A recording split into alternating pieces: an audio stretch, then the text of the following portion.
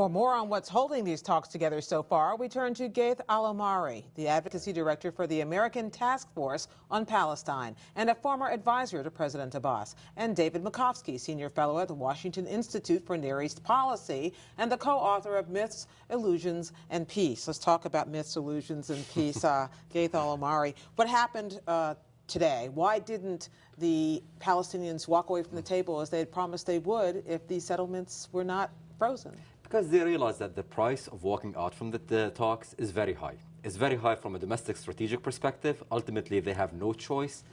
And if you want to get a Palestinian state, the only way to get it through negotiations. And they realize that. But secondly, from a foreign policy perspective, they realize walking out right now would create isolation for the Palestinians. The Palestinians would lose the American president, would lose Europe. And so this is not an easy decision to make, and ultimately one that has to be done with examining all of the consequences.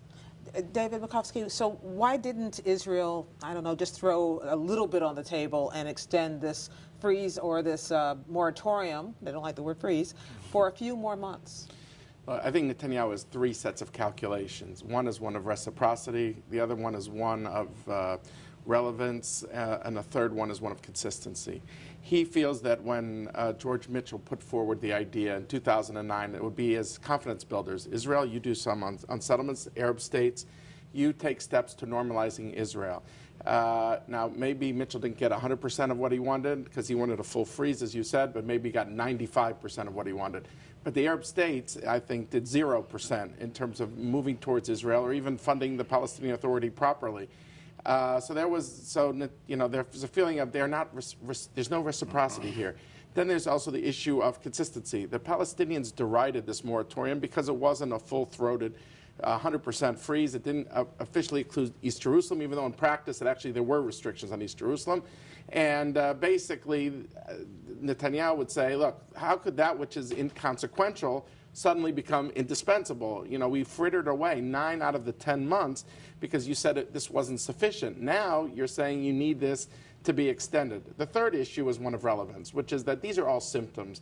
And like Ghaith was saying, the idea here has to be the cure. You know, let's get to the core. Let's cut to the chase already and deal with the land dimension of this conflict. And if you do that, then there's no more issue of settlements because there's a border. If you're inside the border, you're not called a settlement. You're called Israel. I had to let Mr. Omari respond to some of that, especially the part about whether the Palestinians were bringing anything to the table in this. No, I think, look, I mean, the Palestinians have been quite serious with the build-up to the negotiations in terms of what they've done on the ground, in terms of security work, and now with the negotiations. They do want to deal with all of the core issues. But ultimately, there is this political obstacle of the settlement moratorium. I think what we're seeing right now, we're seeing an attempt to fine-tune a package that will include a slowing down of settlements, construction one way or another, that will include other things on the ground in terms of allowing Palestinians further security jurisdiction, allowing further economic development, removing some of the obstacles to movement. But ultimately, I think the Palestinians realize, and here I would agree with David, that if we keep on getting stuck at every crisis that we'll see that will come across the road, we'll get nowhere. This is going to be a very difficult process. Let's jump straight to dealing with the end game. Let's assume for a moment that everyone's agreed for domestic pressure reasons and international pressure reasons that they're not going to let this sticking point be the sticking point. So has anything else been accomplished so far? Any movement that you have heard about in these talks? Look, I think the key is that they focus first on security and borders, and that, you know, to end this 40-year-old friction issue over the settlements. And because basically what you know, the viewers of the NewsHour have been following this story but don't always keep up with all the fine details. They're saying, has there been any progress anywhere? But the fact is, the last time around, the differences between the side over the land was only 4%. And each side knows what the other one wants in terms of borders and security. Well, so we should have an agreement tomorrow. Well, it just means to me that there's actually something achievable.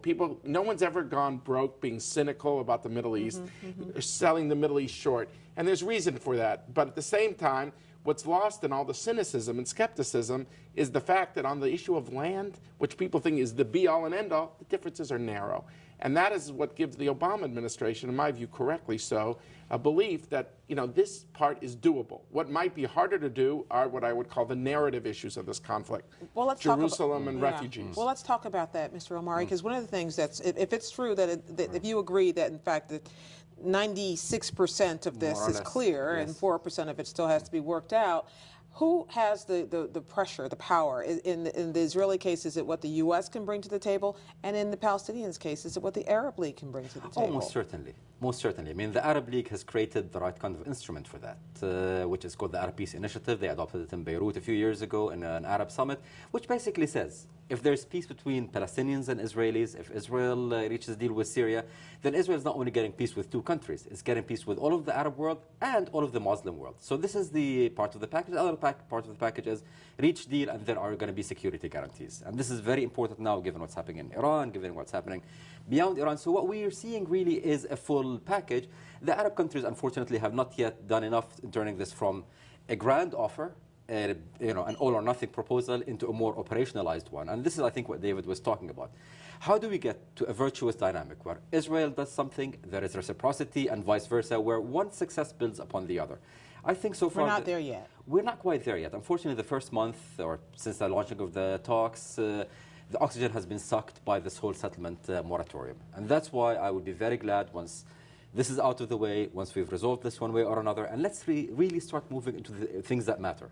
As I think David said, and many have said before, once we reach a peace deal, all of these things in retrospect will look like details. Let's put this out of the way, and let's get to what we know as former negotiators and former officials can be done. Is it out of the way, or is it just being pushed aside and everyone's agreeing not to make this the breaking point? Well, I don't know. I would hope Ghaith is right. I'm concerned you have an Arab League meeting this coming Monday, right. And I think that the momentum is going to build during this week to make sure that the U.S. efforts behind the scenes, and give Secretary of State Clinton and her team credit, whether it was in her trip to the Middle East or all week in New York, she was really trying to work something out here. And I think Defense Minister Barak of Israel stayed 5 extra days. Abbas was there. And now Blair, Middle East envoy, Tony Blair, and Barak and Netanyahu huddled. This is a holiday week in Israel, in Caesarea today, to try to see. There's a U.S. paper now on the table. And the goal is to use these 7 days to work this out so this issue is diffused. So by the time the Arabs convene their Arab League meeting, this issue is off the table. As Ghaith said, there's a historical interest here because, in fact, when the Israelis got out of Gaza, they pulled out 8,000 settlers, and they got out of Egypt, they pulled the settlers out of the Sinai. So when it came to war and peace issues, the parties ultimately do find a way. But right now, this obstacle is hanging out there. And how optimistic are you about getting past that obstacle? I'm very optimistic. I simply cannot imagine either side coming to the U.S. President, to President Obama, and saying, here, we're handing you a failure in this process 1 month into the process. It's unthinkable, inconceivable at the moment. And I said, I believe that the strategic interest of both the Palestinians and the Israelis can only be fulfilled through a negotiated process. They might position and posture and do brinksmanship, but ultimately they know there is no other option in the long term but to negotiate. Ghaith al Omari and David Makovsky, thank you both very much. Thank you very much.